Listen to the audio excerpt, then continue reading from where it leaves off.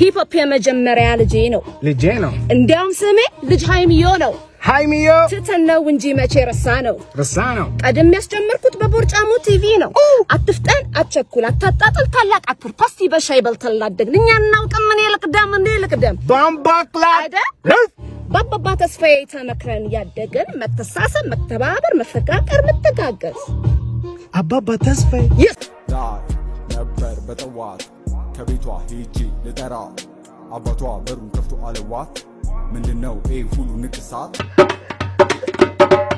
ክለብ ገባሁና ሙዚቃው ሲለቀቅ መንቀሳቀስ ጀመርኩ አልኩኝና አይደለም የፊቱ ጭፈራ አስደንግጦኝ ስቅቅ ቁንጆዋን ጠርቼ በይ እንተዋወቅ ጠጋ በይ ጓደኞች ነን ሃይ በይ ትዳር አይገኝም ከመሬት ላይ የኔ ስም ቴዲ የስሙ ኤቢአይ ሁላችንን እንጨፍር እኩል በአንድ ላይ እጃችሁን አድርጉ ወደ ላይ ቅድሚያ ለሴቶች ነው የሴቶች ጨዋታ አንገታችሁን ነቅል ትከሻሉ መታ እንዲሞን ጨዋታ ወገባችሁ ሰበዳላችሁ ወስ ዛሬ የለም ለብዘዝ ነቃበሉ ወንዶች ምንድነው መተከዝ እንደኔ ደንሱ ቁንጆዋን ሰሚያዝ ጋይስ ተከተሉኝ ይሄን ሁሉንበት ወደፊት ወደ ኋላ ዛሬ ጉድሽ ፈላ ያለ ሰላም ጤና ይስጥልን ክብራትና ክብራን የቤንጃቲው ቤተሰቦች እንደምን አላችሁ በያላችሁበት ሁላችሁም ሰላም ሁኑ ዛሬም እንግዲህ እንደተለመደው ምርጥ የሆኑ ቪዲዮዎች ይዤላችሁ መጥቻለሁ እነሱን ያያየን ሪላክስ እናረጋለን አንዳንድ እውነቶችንም ደግሞ እናጠራለን በመናያቸው ቪዲዮዎች ላይ እኔ ሐሳብ አስተያየቴን ከዚህ በቀጥታ ለእናንተ አደርሳችኋለሁ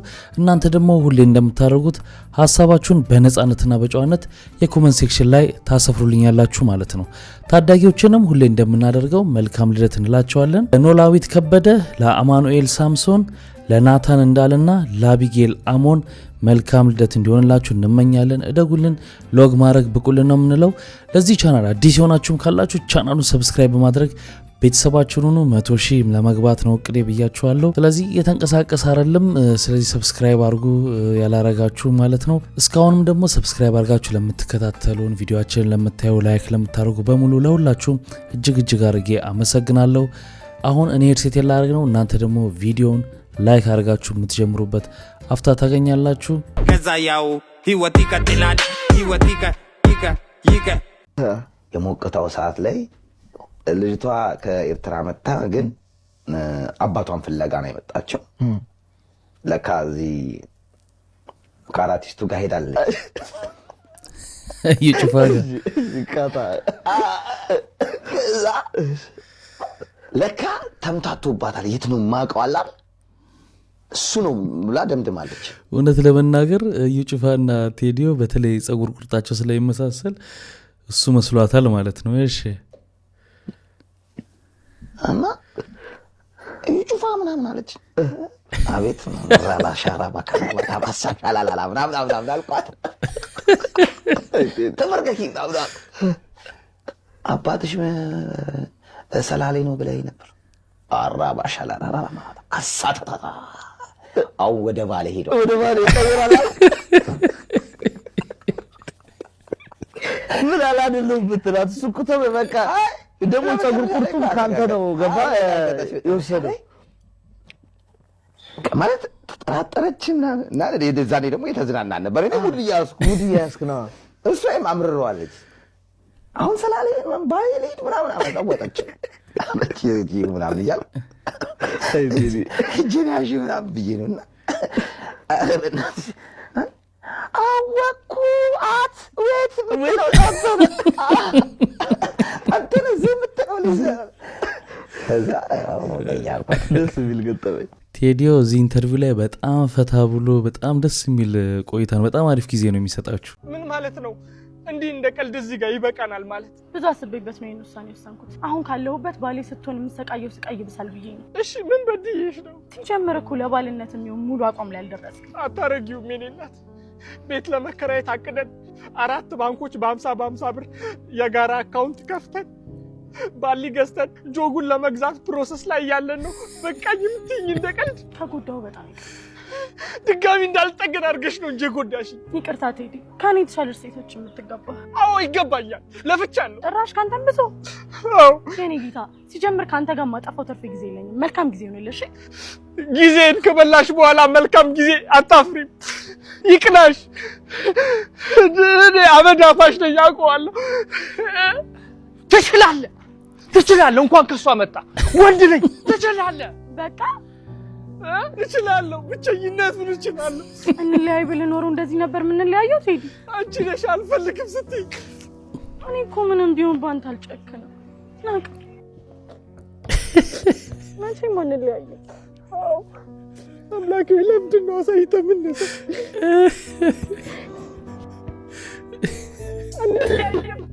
ካልሲ ቀብተህ ታውቃለህ እንዴ? ካልሲ ከተቀባ አንዴ እንደው አንዱ የመታኝ ሚት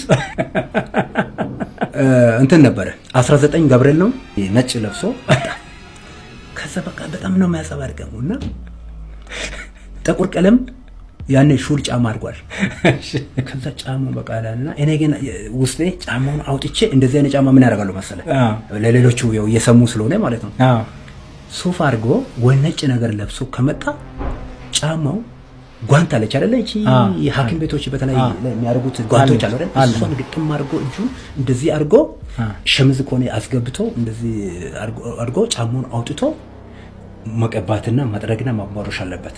እንኳን ብሩሽ ሲታረገው ልብሱ ይነካል። ልክ ነው። ልብሱ ስለሚነካ ስለዚህ ጫማው መውለቅ አለበት። አዎ ያኔ አላቅም ነበር። እሺ ከዛ አድራ ላይ ዛ እንዳለ ምናምን ይላል። አንዳንዱ ደግሞ አያስወልቅ። ከዛ በኋላ በቃ እንደዛ እየመታው ነካረኩ። እሺ አላየም ነበር ስልክ እየቆረቆረ ማለት ነው። ከዛ እንደዚህ ማንኳኳ ነገር አለቻ ቀይር የሚባል ከዛ እንትን አንዳንዴ ደግሞ የማይሰማ ዳስፕራ ወይ ሚስተር ቼንጅ ምናምን ብለን እናደርጋለን። ከዛ እንደዛ በኋላ ስመታ እንደዛ አድርገና አየ ለምን ነካይኩ አላለኝ። ወይ ሰውዬው ወይ መታኛል ወይ ሰድበኛል ብዬ ምርጫ ያስፈልጋል አይደል? ግን እንደዚህ ቀይር ስለው ከሳጥኑ ወደ መሬት ላይ እያደረገ እዚህ ጋር እንዴት እንደመታኝ እኔ እንደው ኢሳት እንዴት አልወጣም ብዬ በቃ እኔ ይሄ የዛን ቀን ይሄ ጆሮዬ ካልደነቀረ አቤት ስራ ላይ የሚደርስ ጫና። ከዛ ጆሮ በቃ በአንድ ቀኑ እውነት በትንሹ 3 ሰዓት ይሆናል አይሰማኝ ነበር። ቀኑ ሙሉ ነገርዬ በጣም ያሳዝናል፣ ግን የሚያስቅ ነገር ስለሆነ ነው። ግዴታ ነው እንዴ ያጋጥማል እኮ እኔ ራሱ ከዛ በኋላ በጣም እንስቀዋለሁ። በተለይ በዚህ በሊስትሮ ስራ ላይ በስማም አንዳንዱ ሰው የሚያስጠርገው ሰው በጣም ጨካኝ ነው። እንደውም ደግሞ እነዚህ ምስኪኖቹ ሊስትሮችም እንዳሉ ደግሞ ድሮ የዛሬን ያርገውና ፒያሳ ላይ የነበሩ አንዳንድ አደገኛ ሊስትሮች ነበሩ። ሳትሏቸው የሆነ ነገር ይቀቡትና ፈሳሽ ነው ያልከኝ ምናምን እያሉ ብጥብጥ ያስነሱ ነበር። ያን ጊዜ ጫማ 1 ብር ምናምን ነበር የሚጠረገው ይመስለኛል። እነሱ 12 ብር 10 ብር ካልከፈልክ ፈሳሽ ነው የቀባሁት ምናምን ብለው ግርግር እያስነሱ ያገነትሩ ነበር። ይሄንን ማስታወሳለሁ።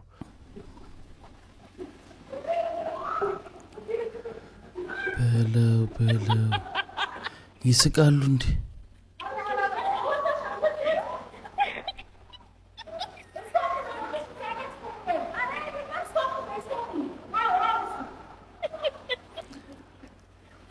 ስቶፕ አረጉት።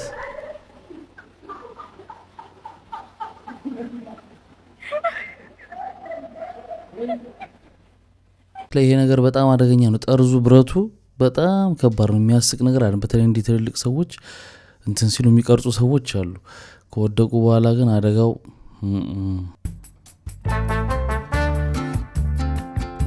እሺ እንዲህ ቤት በኩል ነው የሚቀርጽ።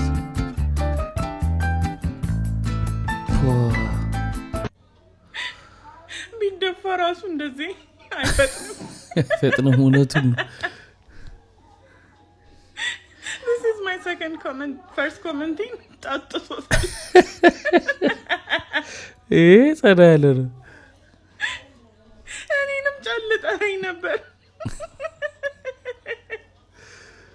ፋዘርም ሜንሽን ሳላደርጋቸው ቶሎ አጥፋው።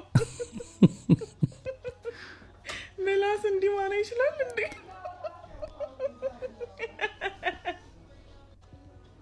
ሽንት ቤት መምጣት ጀምር ያዋጣል። በዚህ አጠጣጥ እውነት ነው። መጠጣት ነበር እንደዚህ ከሆነ ስጠጣ ደግሞ አሰብኩት። አልገባኝም። እኔም አልገባኝም። እስቲ ላስካት ከእቃ ወደ እቃ ውስጡን አየሁት። በእውነት የዋረው አይ ውስጡ ድራፍት ነው። ያለ ቪዛ አሜሪካ መሄድ ይቻላል እያልከኝ ነው? ኮን ቪዛ ያለ ፓስፖርት ያለ ቪዛ ያለ ምናምን ያለ ኢትዮጵያ አየር መንገድ አሜሪካ መሄድ ይቻላል። አሜሪካ መሄድ ብፈልግ ስንት ወጪ አለብኝ? ስንት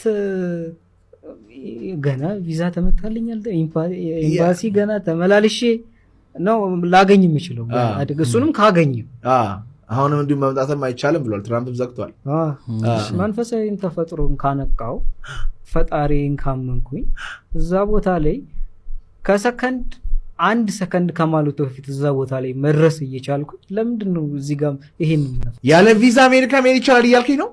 ኮን ቪዛ ያለ ፓስፖርት ያለ ቪዛ ያለ ምናምን ያለ ኢትዮጵያ አየር መንገድ አሜሪካ መሄድ ይቻላል። ሄደህ ታውቃለህ? የት ሀገር ሄደህ ታውቃለህ? ሂደት ላይ ነህ። አባቶቻችን ድሮ በደመና በምናምን እንደሚሄዱት ማለት ነው። እኔ አንዲት ሴት በእርግጠኝነት ልንገር ስለዚህ መንፈሳዊ ነገር በጣም ጀርመኖች የጀርመን ዩኒቨርሲቲ መጥቶ ኢትዮጵያ ውስጥ እንዳልከው ኢትዮጵያ ውስጥ ሚስጥር አለ። ለ11 ዓመት ነው ያጠናነው አለች። ያስቆማቸው የእስራኤል ኤምባሲ ነው እዚህ። ለ11 ዓመት መንፈስ ምን እንደሆነ እያጠናን ነበር አለች። እያጠናን ነበር እና ኢየሱስን ትልልቅ አባቶችን ነው የምናገኘው ቅድም እንዳልካቸው አይነት ማለት ነው። እና አንዳንድ አባቶች በሆነ መንገድ ስብሰባ ላይ ይገኛሉ፣ ከዛ ሌላ ቦታ ደግሞ ይሄዳሉ አለች። አሁን ቅድም እንዳልከው በመሳወር ይሁን በደመና ይሁን የግል ኤክስፒሪየንስ ነው የነገረች ሴትዮዋ ማለት ነው። እና ሰዎቹ እዚህ ይገኛሉ፣ ጠዋት እዚህ ናቸው፣ ከሰዓት ደግሞ ሌላ ሀገር ናቸው ያሉት ማለት ነው። ምንድነው ቴክኖሎጂው? ስፒሪቹዋል የሆነ ቴክኖሎጂ አለ። ቴሌፖርቴሽን ይሉታል አይደል? ማን ያዘዋል? አሁን የምታመጣቸው ሰዎችማ በቃ ሆን ብለህ እስኪመስል ድረስ በጣም ቀውጢ ውጥት ያሉ ከዋናው መስመር የወጡ ሰዎች ናቸው። በእርግጥ በሃይማኖት በእግዚአብሔር የማይቻል ነገር የለም። ግን እኛ አለማኖቹ ባለንበት ሁኔታ ይሄ ነገር ይሆናል ወይ ነው። አሁን ልጁን ቁጭ ብሎ እንደሚያወራው ተነስተ መሄድ ይቻላል ወይ ነው። መንፈሳዊ ማንነትን ካነቃህና በፈጣሪ ካመንክ ምናምን ይላል። እና የፈለገ ቢሆን እንደዚህ አይነት ሁኔታ ለሚነዛ ሌላ ታሪክ ነው ያኛው። በዚህ እዛ ሸዋሮ ቤት በነበረ ጊዜ ምን ይላላካችሁ ነበር? እናንተ ልብስ ያጸዳል ምናምን እንዳልኩ ፐርሰናሊ እኔ አሁን አላውቀውም። አሁን ነው ስለያወራ ሰው ሜንሽን ሲያደርግ ምን ሲል ነው የመጣው እንጂ ለምሳሌ የሆነ ሰው እኮ አንተ እኮ የሆነ ሰው መሆን አለብህ። እኔም ሆንኩም በእርግጠኝነት አካባቢ ላይ ያሉ ሰዎች አያውቁትም። ምናልባት ቢታወቅ ለዛች ለ6 ወር ቆይታው እስር ቤት ላይ የነበረ ጊዜ ላይ እንግዲህ ባለፈው ሳክስ ማን ያዘዋል ላይ መጥቶ ሲያወራ የነበረው ነው። ለሱ ምላሽ መጥቶ ነው ይሄኛው ደግሞ የሚናገረውና አብዛኛው ታሪክ የሌሎች ሰዎችን ታሪክ የኛን ታሪክ ነው ሲያወራ የነበረው። ዝም ብሎ ነው እንጂ እሱ አይደለም እያለ ነው። አንድ እንደዚህ አይነት ሰዎች ካራክተራቸው ባይተው እንደዚህ አይነት ሰዎች አሉ። which is ብዙዎቹ ከተማ ላይ ያሉ ከፍለው ነው እርድና የሚማሩት ማለት ይገብቷል። ኦሪጂናል ድርዮች አሉ። ከነሱ ጋር ለመቀላቀል ትከፍላለህ። which is ስፖንሰር አንተ ነህ፣ ጋባዥ አንተ ነህ። አንተ ተፈልገህ ፒክ ትደረጋለህ፣ ምክንያቱም ጋባዥ ነህ። እንደዛም የጋበስክ ግን መስመር አታልፍም። ከዛ ያው የጋበስኩ ያለው ድርዬ ጋብዣዋለሁ ብለህ መስመር አታልፍም።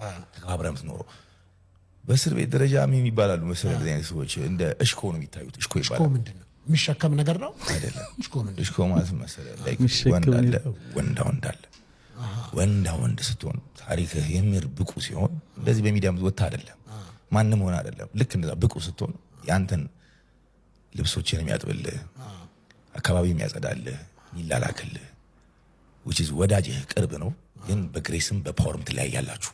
ስለዚህ አንተን ያገለግልሃል። as long as you stay in the prison እሱ ሰርቭ ያደርግሃል። ገብቶሃል? የእሱ እንትን እሽኮ ነው ይባላል። I think እሱ የሙሉ የግቢው እሽኮ ነበር መሰለኝ። እሽኮ ነበር ያዛ ማለት ነው። ያሁን ያለበት አካሄድ ያሳልፉ እንደዛ ነው እንጂ እንደ ወንድ የኖረ ሰው ወጥቶ ያወራ። እንደውም እኛ ስናስጠይቀው ደውዬ ላናግረው ስሞክር ኧረ እኔ ለቪው ብዬ ነው እንጂ አላቅም ብሎኛል አለ። በዚህ አጋጣሚ ለምን አትጠይቀውም? አስፈለኩ እኮ የሚገርም ስልኩ አስፈለኩኝ። ከዛ ደወልኩና ደወልክለት? እሺ እኔስ ደውል አያነሳም። እሺ ከዛ አንድ ጓደኛዬ ጋር ደወልኩለትና አያነሳም እኮ የላከልኝ ጋር በቃ ራስ ደውልለት የኔም ስለማያውቀው እስቲ ደውልለት። አይመጣውም። እንደዚህ የትኛው እርድና ነው የትኛው ይጎራህ ነው እንደዚህ አይነት ደረጃ ላይ መጥተህ በዚህ ዘመን ሰው እንደሌለ ከተማ ውስጥ ባዶ እንደሆነ የምታወራው ብለህ አዋራው ተነሳለ ብየው ምን ቢለኝ ጥሩ አረ አራዳ ልጆችን እኮ ለሚዲያ ነው በቃ ያንዳንድ ነገሮችን ፎሎወር ምናምን ነው እንጂ አሁን እንዴት የምር ያመረታላችሁ እንዴ አራዳ ልጆች እነማን ናችሁ ግን ምናምን የለም ዊ ዶንት ፕሌይ ገብቷል። የሆኑ ፓርቶች አሉ ማታልፋቸው መስመሮች አሉ። ስም በመጥራት ደረጃ በጣም ኖር ነው። ሌላ ልነግርህ የምፈልገው ምን አይነት መልእክት ይዞ ነው ይሄ ሰውዬ በመጀመሪያ ደረጃ ሚዲያ ላይ ቁጭ ያለው ሊቀርብ የሚቻልበት ምክንያት? አዎ አቅራቢውም በእርግጠኝነት ወይ ፊልም አይቶ አያድገው አያውቅም መሰለኝ። ማን እኔ እንጃ የሆነ ሰውዬ አለ ብቻ የሚጮህ ሰውዬ ፊልም አይተህ ካላደክ ወይ ፊልም አታውቅ ሆነ ለምሳሌ አሁን የከተማ ልጅ ይመጣና ያየውን ፊልም ራሱ ነው ያወራሃል። ራሱ ይነግራል። በቃ እኔ እንደዚህ ዘልዬ ልክ እንደተኮስኩ ሲተኮስብኝ ምናምን ሲያወራ ኦፍ ኮርስ አይተህ አላደክም። የክፍለ ሀገር በርግጥ ይመስላል እኮ ነው አይተኸዋል። በቸርኬ እየነዳው አራቱም ቸርኬ ኮሪደር ላይ ወጥቼ ሲተኮሱ እና እንደውም አንደኛው ላይ ምን አለ የተተኮሰውን ጥይት ቀልቤ አኝኬው ተፋሁት ምናምን ይላል። ይሄ ደግሞ የፊልም ደግሞ ሁለት አይነት ልዩነት አለው። ባይ የህንድ ፊልም አይቶ ማደግና የአሜሪካ ፊልም አይቶ ማደግ በጣም ይለያያል። እውነቴን ነው የምልህ። የተለያየ ካራክተር የሚኖር ስሜት ነው የዛበት ያኛው እንዱ። ኤኒዌይ እንግዲህ ሰውየውም እኮ ይቅርታ ብሏል ባለፈው አይተናል። እና አንዳንድ ሰዎች ደግሞ ይሄኛው ከመጣ በኋላ ደግሞ ለምንድን ነው የምታስፎግረው ደግሞ የሚሉ ሰዎች መጡ። ሚዲያ ነው በቃ አንዳንድ ነገሮችን ፎሎወር ምናምን ነው እንጂ አሁን እንዴት ይሄ ቪዲዮ ቢደርስህ ብዬ ተመኘው። ዱርዬ ልክ ነው አይገላለጥም። አሁን አንተ ራስህን እንደ ዱርዬ አይተህ ነው። ዱርዬ ያስጠጣል እንዴ? አያስጠጣም እኮ። ዴቭ የሚባለው ለፎሎወር ነው ምናምን ነገር አለ ካደለ በቃ ላሻ ብለህ እኮ እዛው ነው የምትቀረው። ለፎሎወር ነው አለ ምናምን ብለህ ወጥተህ እዚህ ጋር እኮ አታወራ አታስጠጣ። እኛ እኮ አሁን አስጠጪውና እሽኮን እኮ መለየት ከብዶን እኮ ነው ያለ። አው ልክ ነህ ዱርዬ ምናምን አይገላለጥም እንዴ? አያወራም። አዎ ግን ዱርዬ እኮ አያስጠጣም እኮ። ነውር እኮ ነው እኮ ነውር እኮ ነው። ከሱ ሳክስ ነው ማለት ያንተ ማስጠጣት ነው እኔ ከበደኝ። አሁን አንተ አስጠጪነት ደግሞ ማለት ሪጎራውን አቃለው ምናምን እያልከ ነው የመጣው አይደለ? አስጠጪነት ከባድ እኮ ነው። አንተ አሁን እኮ አስጠጪ ሆነ ነው የመጣው። አይወራማ የሰውን ሰው ያለህን እዛ ጋር ለፎሎወር ነው ምናምን ካለ በቃ ዘውጭ በቃ ላሻ ብለህ ነው የምትመጣው ጭምቅ አድርገህ። እዚህ ጋር ወጥተህ አንተ ራሱ እያስጠጣህ አሁን ስለ አረ ዱርያሜ አረ ዝም በል። ሙሉን ኢንተርቪው ማየት ያስፈልጋል ለዚህ መልስ ለመስጠት። ምንድነው ስማቸው የተጠራ ሰዎች አሉ በወቅቱ ያን ህይወት እሱ የሚያወራውን ህይወት የኖሩት ሰዎች አሉ። እነሱ በህይወት ያለፉ አሉ። አሁን ደግሞ ኖረው ቤተሰብ መስርተው ከዛ ውስጥ ሁሉ ነገር ወጥተው ጸጥ ብለው እየኖሩ ያሉ ሰዎች አሉና ስማቸው እነሱ እየተጠቀሰ ነው ምናምን የተነገረው እንደራሱ ታሪክም ከነሱ ጋር እንደሆነም አድርጎ። ስለዚህ ያ ትክክል አይደለም ለማለት ነው የመጣሁት ነው ያለው ይሄኛውና ስንጠይቀው ደግሞ እንዲህ ያለ ነው። እናንተ ምን ትላላችሁ? አስፎገረው ነው የምትሉት ወይንስ እውነቱ ነው ተናገረ ነው የምትሉት? ከመጡ ግን ማስረጃ ይዤ ነው የምሞግታቸው በማስረጃ ኦኬ። ስለዚህ እውነት አላቸው እነዚህ ሰዎች ብዬ ሳምን ሚዲያ እድል ነው የሰጠዋቸው። በተመሳሳይ ሁኔታ በዛ በኩል ያሉትን ቤተሰቦቻቸውንም አይሚን ጓደኛውንም ሚስቱንም ተመሳሳይ አየር ሰዓት ለመስጠት ነው ዝግጁ ነኝ ማለት ነው። በጣም ጥሩ። ከዚህ የተነሳ ግቡ ምንድነው አለ ኦብጀክቲቭ ቀደም ብለናል። እውነት ሁሉ እውነት ያለ ጊዜው ብለናል። ኤግዛክት ኦብጀክቲቭ ምንድነው ከተባለ የመጀመሪያው ነገር በወንድማችን ስም የሚለመነው ነገር በቃ ይብቃ ይቁም። ኦሬዲ አንድ ባለሀብት 3 ሚሊዮን ብር ሰጥቷል። ስለዚህ እኚህ ባለሀብት የሰጡትን 3 ሚሊዮን ብር ሞዳን ኢነፍ። አንድ ሁለተኛ የወንድማችን ስም ባልተገባ መንገድ ደጋግሞ አይነሳ።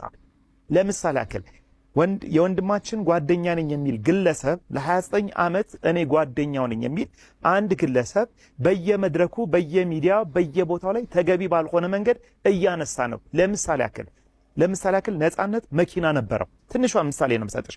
መኪና ያለው መኪና አልነበረውም አባካይ ነው የሚል ቃላቶች ተጠቅሟል ከዚህ በፊት።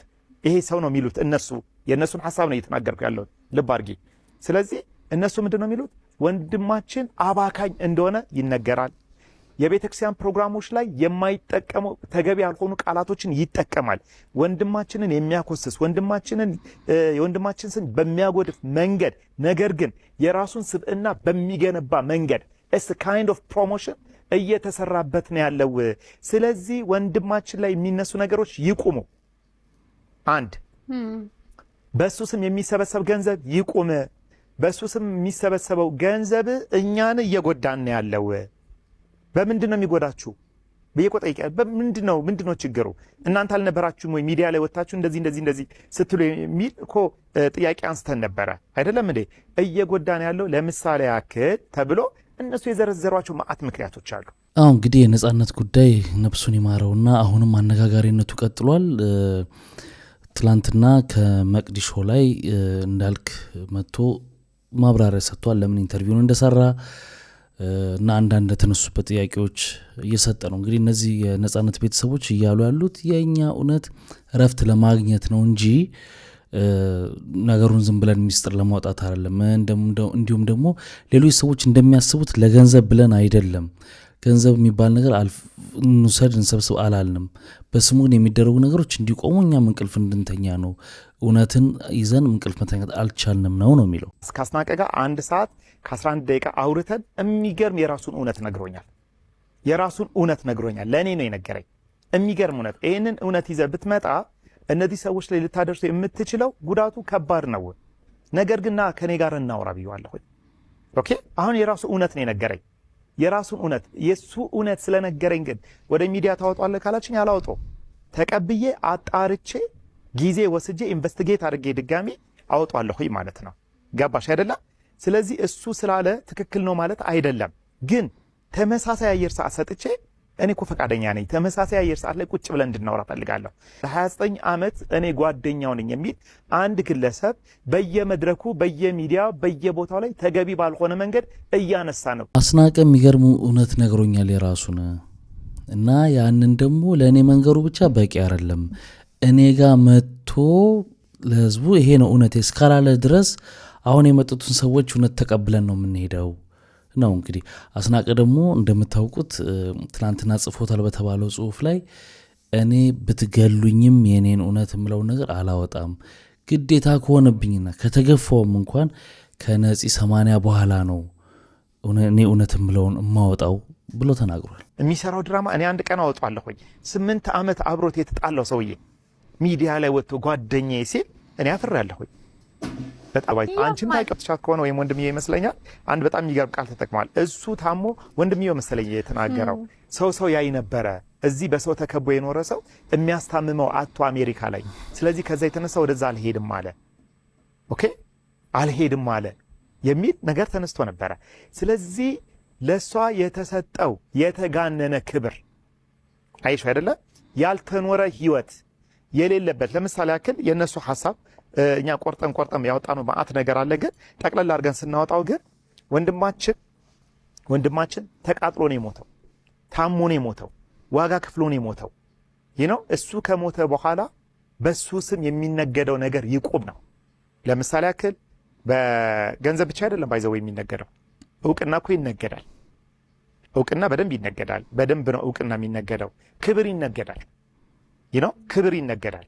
ስለዚህ ወንድማችን ላልኖረው ኑሮ ነው የሚሉት እነሱ፣ ላልከፈለው ህይወት ላልኖረው ኑሮ የሚከፍለው ዋጋ አለ። እዚህ እሱን ስናይ እኛ ጤናማ ስሜት የተሰማን አይደለም። ምክንያቱም እውነቱን ስለምናውቀው። አየሽ አሁን የነሱ እውነት ወንድሜ እኮ አንድ ነገር ብሏል። አሁን ይሄንን ተናግሬያለሁ፣ ካሁን በኋላ እኔ በሰላም እተኛለሁ ብሏል። ሚዲያ ፕሮግራሙ ላይ ተሳምተችሁ ከሆነ እኔ ይሄንን ተናገርኩ አይደለ? ይሄን ህዝብ አወቀው፣ በቃ በሰላም ነው የምተኛው አለ። በቃ ዋናው ህዝብ ይወቅልኝ። የውሸት ነበረ ነው። ደግሞስ አንድ ነገር ልንገርሽ፣ ሰው ከሞተ በኋላ ለምንድን ነው አርቲፊሻል የሆነ ድራማዎች የሚሰሩት? ሚዲያ ላይ ህይወቱን አይተሽዋል። ትረካዎቻችን፣ ወሬዎቻችን በቃ ያልኖረውን ኑሮ ቀባብተን የምናወራው ነገር፣ የሌለውን ነገር አሳምረን የምንናገረው በጣም ብዙ ዘግናኝ የሆኑ ነገሮች አሉ። እኔ በጣም ከነፂ ጋር የተያያዘ በጣም ብዙ ኢንተርቪዎችን ሰምቻለሁ፣ አይቻለሁ። የተለያዩ ቪዲዮዎች ላይ፣ የተለያዩ ፕሮግራሞች ላይ፣ የተለያዩ ዩቲዩቦች ላይ፣ የተለያዩ ጽሁፎች ላይ ያየሁኝ ነበረ። ሌላው ደግሞ ሚዲያዎች በራሱ ሲያጽናኑ የነበረው ማንን ነው? እውነት ለመናገር በነጻነት እረፍት በአብዛኛው ተጠርቶ አይዞህም ሲባል እንዴት ነበር ነጻነትም ሲባል የሰማነው ጓደኛው ነው። ኢቢኤስ ላይም ሴፉ ላይም አስናቀን ነው። ይሄ መሆኑ ክፋት አለው ማለት ሳይሆን እነሱ ግን ተገፍተናል፣ እኛን አላጽናኑንም ለማለት ግን በቂ ምክንያታቸው ነው ማለት ነው። ያም ቀርቶ ደግሞ ሀዘናችንን በትክክል እንድናዝን አልተፈቀደልንም፣ በስሙ ገንዘብ መሰብሰቡን አልፈለግነውም። በነገራችን ላይ ትዳር አለው፣ ልጆች አሉት። ስለዚህ በመጀመሪያ ደረጃ ምንም ነገር ላይ ውሳኔ መስጠት የሚችሉት ባለቤቱና ልጆቹ ናቸው የሚሆኑት። ቀጣይ ቤተሰብ ነው የሚሆነው። ደረጃውም እንደዛ ነው። እንዳልክ ላይም የተነሳበት ትልቁ ጥያቄ ይሄ ነው። ይሄ ቪዲዮ ከተቀረጸ በኋላ እንዳይወጣ ብዙ ዲስከስ ተመካክረው ነበረ። ኢቭን ቴዎድሮስ ተክለአረጋይ ጋዜጠኛውም ከሱ ጋር ምክክር ነበራቸው ይውጣ የሚልና ይውጣ ብሎኛል ቴዎድሮስም። በኋላ ቤተሰቦቹም ያው እንዲወጣ ደውለው ድንገታዊ ስለሆነ ነው መኪና ውስጥ የቀረጽኩት መግቢያውን ብሏልና ይሄ ነገር ሲደረግ ማስረጃዎች ደግሞ እጄ ላይ ያሉ እኔ ጋር ካልመጡ ሌላ ሚዲያ ላይ ከሄዱ ደግሞ እነዛኞቹ እኔ ማስረጃ ስለያዝኩኝ ያንን ሽሽት ነው ማለት ነው የሚሄዱት የሚል ሐሳብም ሰጥቷል። ስለዚህ እንደምትመለከቱት በዚህ ምክንያት ቴዎድሮስ ተክለአረጋይ ለእንዳልክ መልስ የሚሆን ነገር ጽፏል። እዚህ ጽሁፍ ላይ ምንድነው የሚለው ሙሉን ካነበብነው በጣም ጊዜ ስለሚወስድ ነው። በጣም ወገንተኝነት አሳይተሃል ለነጻነት ቤተሰቦች፣ ኔጋም ካልሆነ ደግሞ አይሆንም ብለሃል። ስለዚህ ይሄ አግባብ አይደለም የሚል ነው ጠቅላይ ሐሳቡ። ወገንተኝነት ታይቶብሃል ነገር ነው። እንደገና ደግሞ ለምንስ ነው አንድ ቃለ መጠይቅ የሰራ ጋዜጠኛ ያው ጋዜጠኛም ባይሆን እንዳልክ የስነ ልቦና ባለሙያ ነው፣ ግን የሰራ ሰው እንዴት ነው ስለሰራው ኢንተርቪው ሄዶ ማብራሪያ የሚሰጠው? ማብራሪያ መስጠት የለበትም። ምክንያቱም ደግሞ አንተ በጣም ብዙ ኢንተርቪዎችን የምትሰራ ስለሆነ ብዙ ሰው ባየው ቁጥ ያየዎቸውን ኢንተርቪዎች እየዞርክ ልታብራራ ነው ወይ? እና ይሄ ልክ አይደለም የሚል እንግዲህ መልስ ጽፎበታል ማለት ነው። በነገራችን ላይ እዛው ኢንተርቪው ላይ ራሱ እንዳልክ ምን ብሏል? ከቴዎድሮስ ተክለአረጋይ ጋር ተነጋግረን እንዲወጣ ምናምን ብዙ ምክክር ነበረን ጓደኛ ምናምን ሲል ነበርና አሁን ይህን በመናገር የራሱ ነገ ወጥቶ በጣም ከባድ ነገር ጽፎ ሊቀጠቅጠኝ ይችላል ሲል ነበር ኢንተርቪው ላይ። እንዳለውም አላስተረፈውም፣ ቀጥቅጦታል ማለት ነው። ሌላው ደግሞ እንግዲህ እነ ነጻነት ይውሉበታል ያመሹበታል የተባለው ቤት ውስጥ ደግሞ አስተናጋጅ ነኝ የሚል ግለሰብ ደግሞ ይህን ብሏል። የቲክቶክ ላይ ነዋሪዎች እንደምናችሁ አለውን? እግዚአብሔር ይመስገን። አሁን ላይ በነጻነት ወርቅነህ ተያይዘው አንዳንድ ኢንተርቪዎችን እያየን እንገኛለን። ያሁኑ ትክክለኛው ኢንተርቪው ነው። በነገራችሁ ላይ እኔ ከዛሬ 7 ዓመት ምናምን አካባቢ በፊት አሁን የተባለው ሬስቶራንት ወይም ምግብ ቤት ስጋ ቤት ውስጥ ተቀጥሬ ያገለግል ነበርና በዛ ሰዓት የእለት ተእለት ደንበኛችን ወይም ደንበኛ የነበረ እና በቅርበት አውቀዋለሁ ነጻነት ወርቅነህ እና የምትሉት ይሄ አንድ ጓደኛው ማለት ነው። ሶ አሁን ሰዎች አሁን ወንድሙና የቅርብ ቤተሰቦቹ ወጥተው የሰጡት መግለጫ ትክክለኛውና እውነተኛው ያ ነው። በቃ አብሮት የነበረው ሰውዬ አሁን ላይክ እኔ ጓደኛ የ30 ዓመት ምናምን እያለ የሚቀባጥረው ሰውዬ እሱን ኮንትሮል ማድረግ የሚችል ነበር። ግንም እንደውም በጣም ሞር እንዲጠጡና ሞር የተለያየ ነገሮችን እንዲያደርጉ ፑሽ የሚያደርገው እሱ ነበር። አንድ ቀን ደግሞ ይገርማቸዋል፣ እኔ እዛ ቤት ውስጥ ወደ 1 ዓመት ከ6 ወር በላይ ሰርቻለሁ። አንድ ቀን ኪሱ ሲበርደው እንጂ ኪሱ ሂሳብ ለመክፈል ምናምን ገብቶ አያውቅም። ይህ የምታዩት እና ያሁኑ ነው ትክክለኛ እንትኑ። አሁን እሱ ላይ እሱን ሀዘን ላይ የጣለው እሱ በጣም የተጎዳ የሚመስለው ምናምን ቀጣይ አብሮ ወይም ደግሞ የሚያባለው ወይ ደግሞ የሚጋብዘው የሚከፍልለት ስለሌለ የዛ ሀዘን እንጂ ከዛ የዘለለ ምንም አይነት ነገር ምንም ሊኖር እንደማይችል ግልጽ ነው ልላችሁ እወዳለሁ። አሁን እንግዲህ እነዚህ ቪዲዮዎች ሲሰሩና ሲቀርቡ ነኝ ስለሚሉ ነው እንጂ የሆኑ አይሆኑ ዝም ብለው ነው የሰሩት። ለመታየት ይሁን ለቪው ይሁን አናውቅም እና እንደ ትክክለኛ ማስረጃ መውሰድ አንችልም። ፊታቸውን ለምንድን ነው የሸፈኑት? ለምን እንትን ከሆኑ ወጥተው አያወሩም ወይ? ትክክለኛዎቹ ሰዎች ከሆኑ ደግሞ ተጽዕኖ ሊያሳድርባቸው ስለሚችል ነው ብላችሁ ደግሞ እንድታስቡ ይሆናል። ስለዚህ ያው መስማት ብቻ ነው። ይሄን እንደ ትክክለኛ መረጃ አንወስደውም። ምንም ሆነ ምንም ግን ምን የሚባል ተረት አለ፣ የሞተ ተጎዳ የሚባል ነገር አለ። እውነት ለመናገር በቃ ነጻነት አልፏል። ነፍሱን እግዚአብሔር ይማርለት። እንግዲህ ቋሚዎቹም ደግሞ ለልጆቹም ለባለቤቱም ለወንድም ለእህቶቹም ደግሞ ሰላም ወርዶ ደግሞ መጽናናትን ይስጣቸው። ግን እውነት መደበቅ አለበት ብዬ ግን እኔም ቢሆን አላምንም።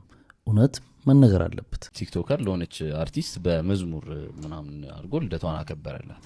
ዘማሪዎች አሉ ምናምን እየተዘመረ ምናምን ስጦታ ሰጣት ምናምን ገባ ልደቷን አከበረላት። በጣም ብዙ ቪዲዮዎች ምናምን አየው። እንዴት እንደዚህ ይደረጋል? እንዴት እንደዚህ ይደረጋል? ያንተን ዘማሪዎች መተው እዚህ ፕሮግራም ላይ የልደት ማድመቂያ ሆነው ምናምን አሉ። ሰው እናመሰግናለን ይህን ሀሳብ ስላነሳችሁት ምናምን ኮሜንቱን ሳይ ከነ አንድ ምን ችግር አለው በልደት ቀን ቢዘመር ያለ ሰው የለም። ምንድነው ፖይንታቸው? ይኸውልሽ ልጁ ጓደኛውን ታዋቂ ሰዎች ናቸው። እንትና ብልሽ ታውቂያቸዋለሽ? እኔ ልጥራቸው በሞቴ አይ ልጥራቸው ምንም ችግር የለውም። ከዛ እንደዛ ከተደረገ በኋላ ማለት ነው ሰው እንደዚህ ምናምን እንትን እያለ እንዴት እንደዚህ ይደረጋል? በልደት ሰው ይጠጣ የለ እንዴ? ምን ችግር አለው? እንደው ሰው ተሻሽሎ በመዝሙር ቢያከብር ልደቱን ገባሽ? አንዳንድ ሰው ምን ችግር አለው ማለትን አያውቅም። የሆነ የተቃውሞ ሀሳብ ከመጣ የራሱ ነው የሚያደርገው ይወስዷል።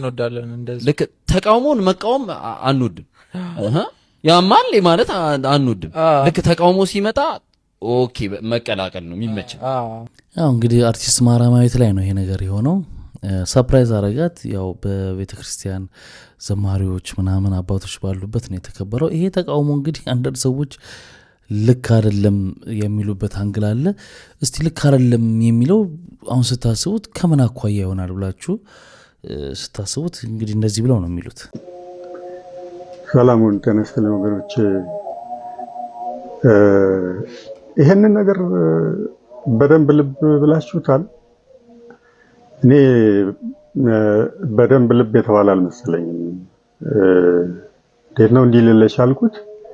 አንዳንድ አገልጋይ ነኝ የሚሉት ሳይቀሩ ቤተክርስቲያን አገልጋይ ነን ሰባኪያን ነን የሚሉት ሳይቀሩ ችግር እንደሌለው ማለትም ካህናትና መዘምራን የሰንበት ትምህርት ቤት መዘምራን ማለት ነው በዚች ልጅ ልደት ተገኝተው ማጀባቸው ወይም ማድመቃቸው ችግር እንደሌለው አድርገው ሲናገሩ ሁሉ ስለሰማው ነው ልብ የተባለ ወይም የተስተዋለ አይደለም አይመስለኝም ልል የቻልኩት።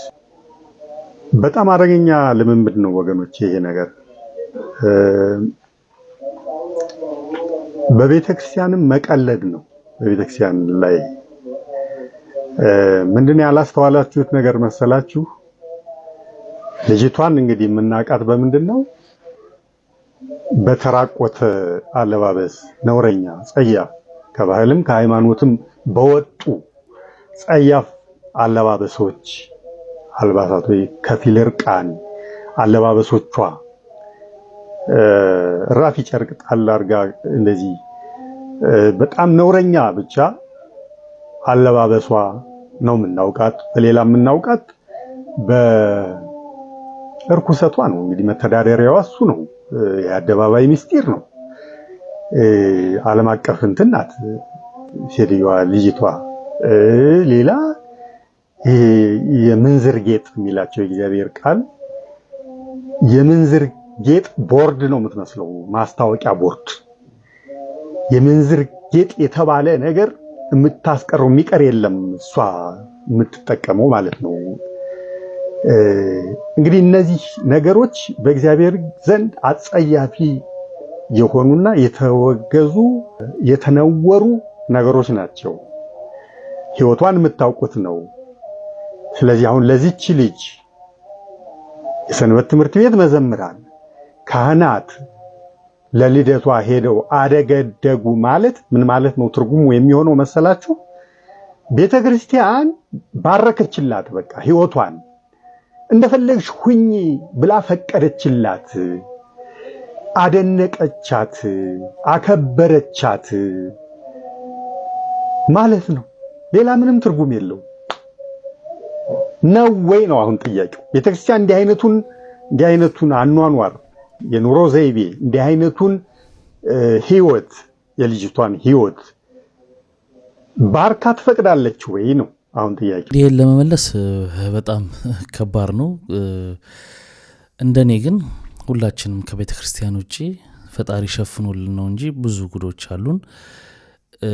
ችግር ያለብንን ሰዎች ወደ ቤተ ክርስቲያን ስንጠጋ የቤተ ክርስቲያኑን ስርዓትና ሕግ እስካከበርን ድረስ መጠጋቱ ወደ ፈጣሪ በጣም ጥሩ ነው ብዬ ነው ማምነው። ሃይማኖት ውስጥ እንደው ብዙ ዲቴል ለመፈትፈት ሳይሆን እንደ አንድ ምእመን ግን የሚሰማኝን ነገር ለመናገር ነውና አዎ ብዙ ነገሮች የሚያረጉ ናቸው። ያው እንደምታውቁት ማራማዊት ሰውነቷ ላይ ብዙ ሰርጀሪ ያሰርታለች ምናምን ትባላለች። ብዙ ነገሮች አሉ፣ አለባበስ ላይ ምናምን ይኖራሉ ችግሮች። ግን ያን ቦታ በሚመጥን መልኩ መደረጉ ብዙ ክፋት አለው ብዬ አላስብም። ወደ ፈጣሪ ሲጠጉ እንዲጠጉ ማድረግ እንጂ ያው ክፍ ማለቱ ጥሩ ላይሆን ይችላል። ግን ሲጠጉ ደግሞ ህግና ስርዓት አለው። በዛ መልኩ ቢሆን ጥሩ ነው። ልደት ላይ ይዘመራል አይዘመር የሚለው እኔ አላውቅም። እናንተ እንዴት ተሰማችሁ? ምንድን ያለው ሀሳብ አስተያየታችሁን እስቲ ኮመንት ሴክሽን ላይ አስቀምጡልኝ። ማን ስለሆናችሁ ነው እናንተ ሰው ላይ የምትፈርዱት? ማለት ዩቲዩብ ላይ የሆነ ፎቶ ለጥፎ ቁጭ ብሎ እንደማውራት አይደለም። መንፈሳዊነት ማለት እንደዛ አይደለም። ይሄንን እኮ ማንም አንድ የ10 ዓመት ህፃን እኮ ዘመኑ ተሻሽሏል፣ ፎቶ ለጥፎ ቁጭ ብሎ ማውራት ይችላል። ቁጭ ብሎ እንደማውራት ሰው ላይ እንደመፍረድ አይደለም። እንደኔ ኃጢአተኛ ቆሻሻ ሰው የለም። ግን በተገኘው አጋጣሚ ገዳማትን ይጃ ያለው ሰው ነኝ። ደግሞ ወደ ዓለማዊ ነገር ስመለስ ደግሞ ለራሴ ለኑሮዬ የሚያስፈልገኝ ነገር አለ። ያንን ነገር ለማደርግበት ስራዬን እሰራለሁ። ሰው ዘንጦ ሲታይ፣ ሰው ለብሶ ሲታይ ኦኬ ሁሌ ነጠላ መልበስ አለበት ሰው ነው? አንዴ ገዳም የሄደ ሰው ቪዲዮ የለቀቀ ሰው ሁሌ ዓለሙ ላይም ሲኖር ስራውን ቦታ ሲሄድ ነጠላ ለብሶ መሄድ አለበት ነው እንዴ? እነገሌ የሚዝናኑበት ክለብ ነው ተብሎ ሰው ይሄድ አይደል እንዴ? አንድ ሶሻል ሚዲያ ኢንፍሉዌንሰር የሆነ ገዳም ላይ ሄዶ ስለዛ ገዳም የሆነ ቪዲዮ ሰርቶ ሲለቅ በሚሊዮን ከሚቆጠር ከሚያዩት በሚሊዮን ከሚቆጠር ሰው አንድ ሰው እዛ ገዳም ላይ መንፈሳዊ ቅናት አድሮበት ቢሄድ ከዚህ በላይ ምን በረከት አለ? ምን በረከት አለ ከዚህ በላይ? እናንተ መንፈሳዊ ስራ የምትሰሩ ሰዎች ደግሞ የምትሰሩት ስራ ምንድን ነው? ማንን የሚያስደስት ነው? እግዚአብሔርን ማንን የሚያስከፋ ማንን የሚያቃጥል ስራ ነው የምትሰሩት? እና አልፈተንም ማለት አይቻልም። መንፈሳዊ ስራ እየተሰራ አልፈተንም ማለት አይቻልም። መንፈሳዊነት ጽናት፣ ብርታት፣ እስከ መጨረሻው መታገልን ይጠይቃል። ገና በጣም ብዙ የበረከት ቦታዎችን እየረገጥን ለህዝቡ እናስተላልፋለን።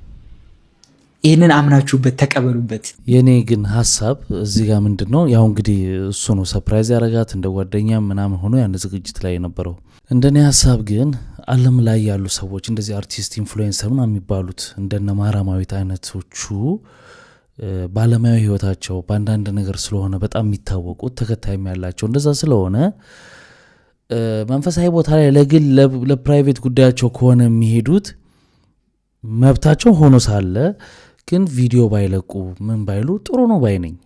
እንትኑን ለመቀነስ በቃ ለግል ጉዳያቸው ከሆነ ለመሳለም ከሆነ ሄዱት አስፈላጊ አይደለም መለቀቁ ምናምንም መብት ሆኖ ሳለ ብያለሁ። ግን ባያረጉት በቃ ሁሌ ሰው ኮንስታንትሊ በዛኛው ነገር ሊያውቃቸው ይችላል። ነገር ግን የቤተ ክርስቲያን ማሰራት ማስታወቂያ ከሆነ ለቤተ ክርስቲያኑ ምናምን ከሆነ ኦኬ ችግር የለውም።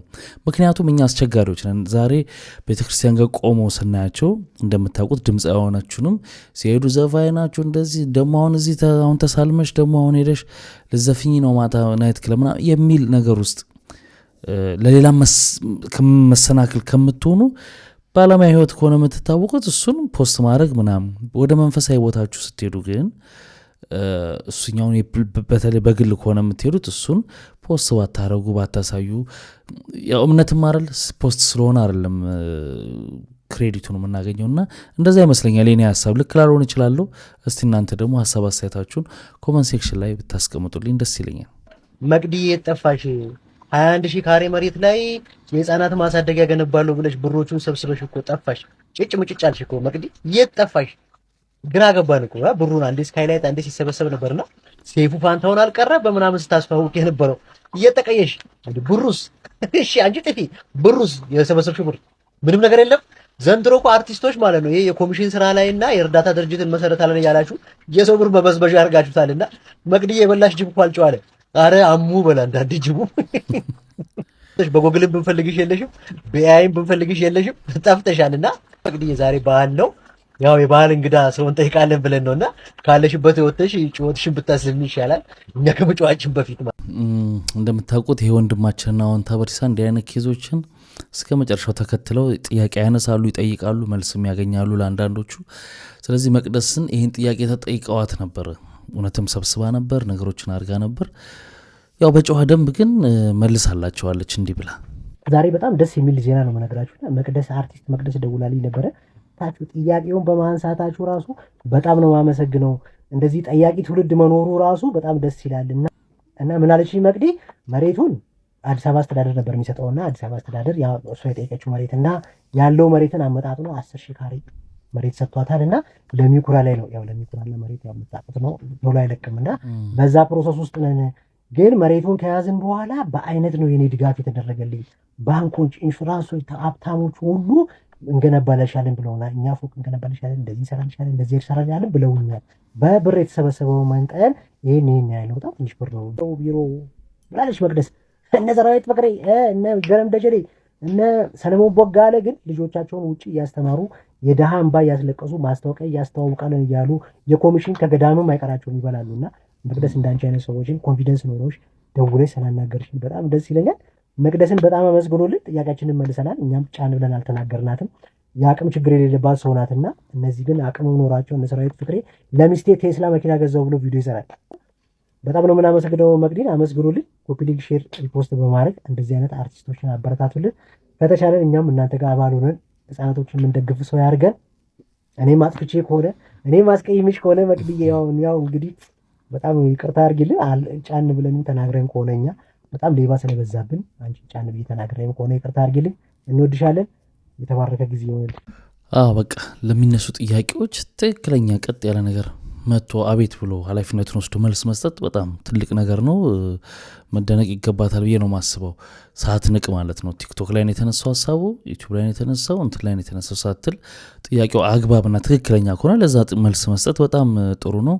ሰሞኑ እንደምታውቁት እንግዲህ እነ ሰለሞን ቦጋለ እነ መንሱር ጀማል ያሉበት ብዙ አርቲስቶች የተሳተፉበት እና ይገረም ያሉበት የፊንቴክ ጉዳይ አካውንታቸው ታግዷል፣ ፍርድ ቤት ሄዷል ጉዳዩ ተብሎ ነበር። ከዛ ደግሞ በማግስቱ እገዳው ተነስቶላቸዋል ተብሎ ነበር። እሱ ራሱ ውሸት ነው ተብሏል። ከፊንቴክ ኢንቨስትመንት ጋር በተያያዘ ንብረታቸውን እንዳያንቀሳቀሱ የታገዱ የሚዲያ ተቋማት፣ አርቲስቶች፣ ቲክቶከሮች፣ የተለያዩ ግለሰቦች ታግዶ የነበረው እግድ ተነስቷል የሚል ዜና በፍጹም የተሳሳተ ነው።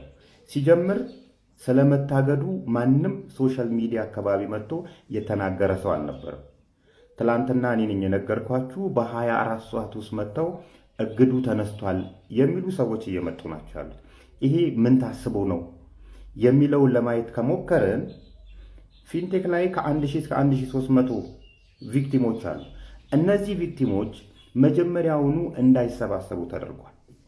እንዳይሰባሰቡ የተደረገበት ምክንያት ከተሰባሰቡ ፓወር ይኖራቸዋል፣ የተለያዩ የመንግስት አካላት ጋር ይሄዳሉ፣ መክሰስ ይችላሉ፣ ዲስከሽን ያደርጋሉ፣ የተለያዩ ችግሮቻቸውን መፍታት ይችላሉ።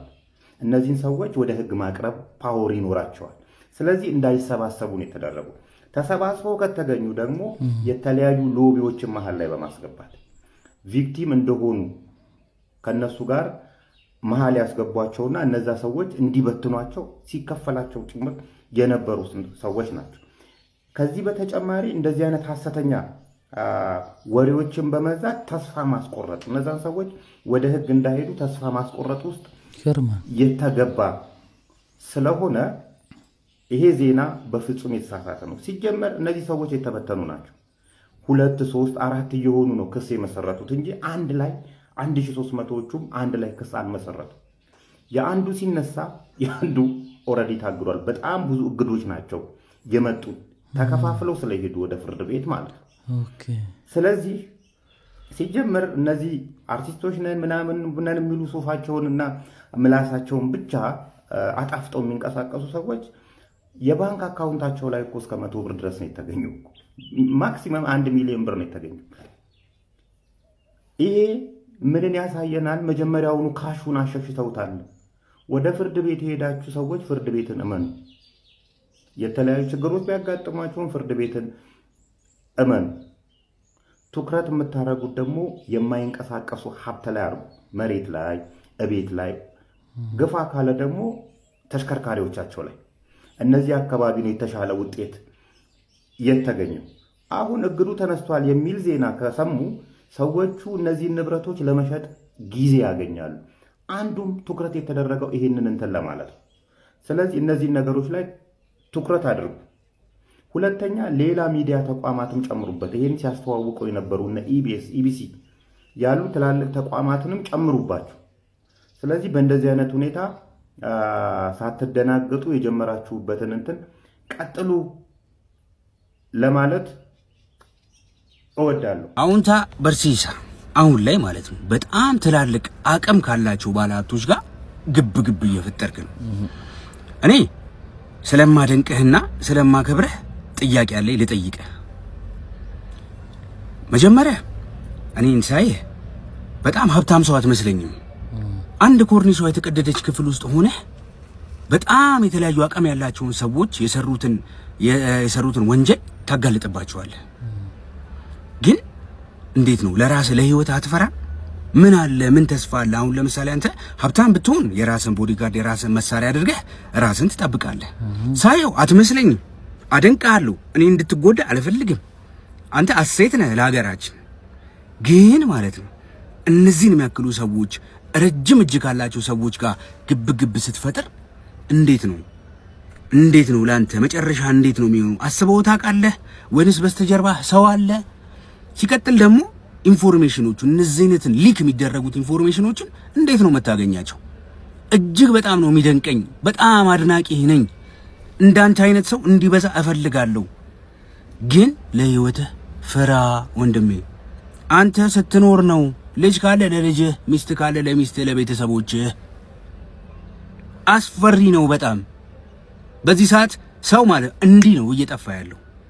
ስለዚህ ወንድሜ እባክህ ተጠንቀቅ። ስለምንወድህ ለኛ እንድትኖርልን እንድትቆይልን። አዎ ያስብላል።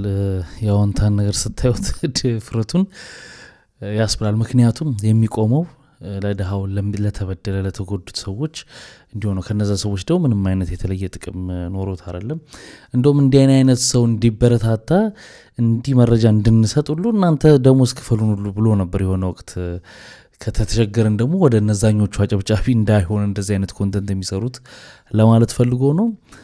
እንግዲህ እግዚአብሔር ይጠብቀው፣ የእውነት አምላክ ይጠብቀው ነው። አንዲት ምንም የማታውቅ ምስኪን የቤት ልጅ ድንገት በአንድ በተረገመ ቀን ከቤት ብትወጣ እርቃኗን ሆና ዩቲዩብ ላይ ቤተሰቦቿ አገኙ። እስኪ አንዴ ልጆቻችንን ወደ አያቶቻቸው እንላክና እኛ አንዴ ሰብሰብ ብለን ነው። ብዙ ተጉዤ ወጥቼ ወርጄ አይቼዋለሁ ክፉ ወዳጄ። ኦ ገባኛውን ወዳጅ ጠላትሽን ለመለየት ነው ልብስሽን አሁን አልቀሽ የመጣሽው። ብቸኝነት በስንት ጣዕሙ እየሳቁ ከሚቀብሩ ባልችልም እዚህም አልደርስ እንደነሱ ተንኮል አላስብ። ወደዱም ጠሉም ከፍላለሁ ወርቅ ያልቀር ማውቀዋለሁ። ቀላል ወድቀሽ ትቀሪያለሽ። ድሮ የጣለሽን እባብ ዘንድሮ አንገትሽ ላይ ጠምጠመሹ እየዞርሽ ዋጋም የለሽ ጭራሽ እርቃንሽን ነሽ። ቻታፋ ካፕሌ ላውራ እኔ ያለፍኩ ብዙ መከራ ላልመለስ ወደ ኋላ አትጥሩኝ እንደገና። አረ ወገን ጊዜው ከፍቷል። በጣም ብዙ ችግርና መከራን እንዳሳለፍክ ለማሳወቅ ግዴታ ፒኪንና ጡዝ ማስያዣ ማድረግ አለብህ። ያለዛ ማንም አያዝንልህ። አስቡት እንግዲህ ማሂ ከዚህ በላይ ከተቸገረች ይሄም የለበሰችውም ሊወልቅ ነው ማለት ነው። ቀጥዬ እኔ ከርታታ ማሂ ቦስ ማስታ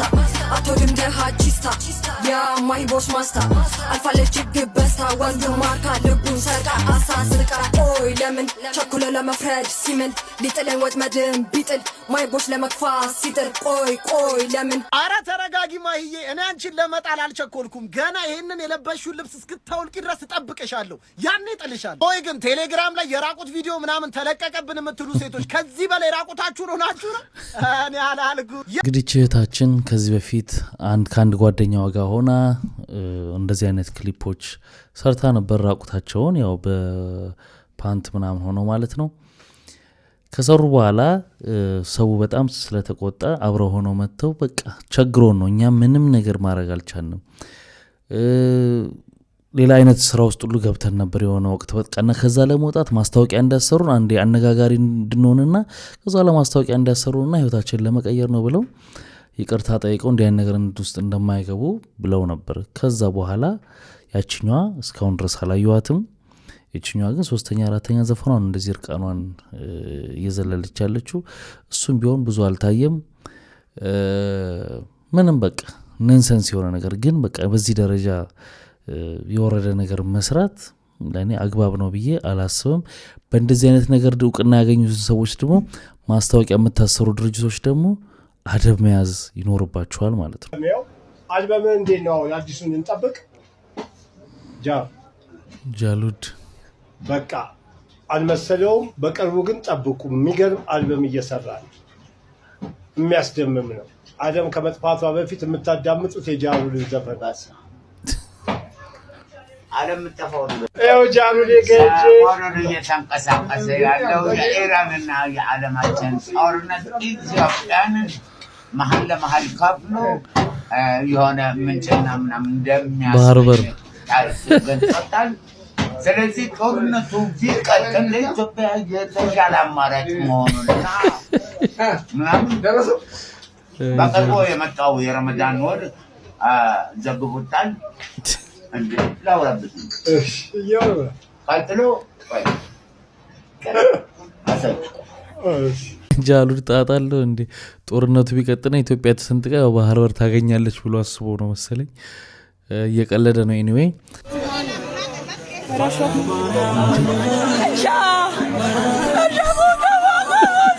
ልክ ሬክስ ሲጀምር ዋይ እንዴ አረ ቲክቶክ የቲክቶክ ፍቅር እንዴ እኔ እግዚአብሔርን ንግግር ልታደርግ መሰለኝ መጀመሪያ። እኔም እንደዛው ምን ያክል ነው ግን ሰው እንደዚህ የቀረጨረው እንዴ? እቺ ታስባል ጌመር ብትሆን ወይ ቲክቶከር ብትሆን አስበዋል ምን አይነት ፍጥረቱ እንደምችል እንዴ ግፍ እንዴ ከባድ። ሄሎ አክስቴ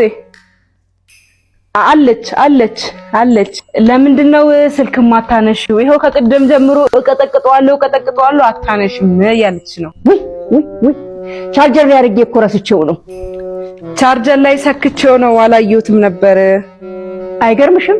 10 ጊዜ ደውላ ነበር። አይ ያንቺ ነገር ወይ አንድ ፊቱኑ እንደ ቤት ስልክ ዳንቴል አልብሰሽ አስቀምጪው ያለች ነው። ምን ነው በሰላም ነው ወይ የፈለግሽኝ በያት። አረማ ደውይላት በእናትሽ። እደውልላታለሁ። እስኪ መጀመሪያ ጠይቃት ምን ሆና ነው? ምን ነው በሰላም ነው ወይ የፈለግሽኝ? የበላቸው የሚስቱ አጎት የልጅ አርፏል። ሞታ? ምን ሆኖ ነው የሞተው? ታሞ ነበር? እስኪ ጠይቂያት። አረማ በመድኃኒዓለም ደውይላት ጠይቂያት። ታሞ ነበር ወይ? ይገርምሻል ባለፈው መንገድ ላይ አግኝቼው ሰላም ብዬው ነበረ። እንኳን የሚሞት እንቅፋት የሚመታው አይመስልም ነበረ። እኔ የምለው ባለፈው የገዛሽው ቅቤ ለጋ ነው ወይስ በሳል ነው ብለሽ ጠይቂያት።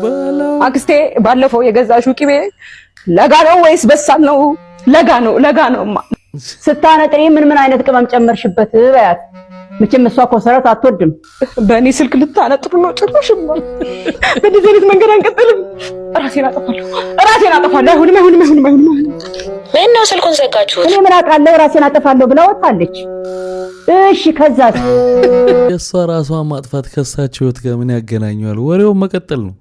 የመጀመሪያዋ እቺ የህዝብ ተወካዮች ምክር ቤት አፈ ጉባኤ ሆነው የተቀመጡባት ቀን አይደል? ግን ገና መዶሻዋን ሲረከቡ የሆነ ያሉት ነገር አለ ይባላል። ምን ብያለሁ?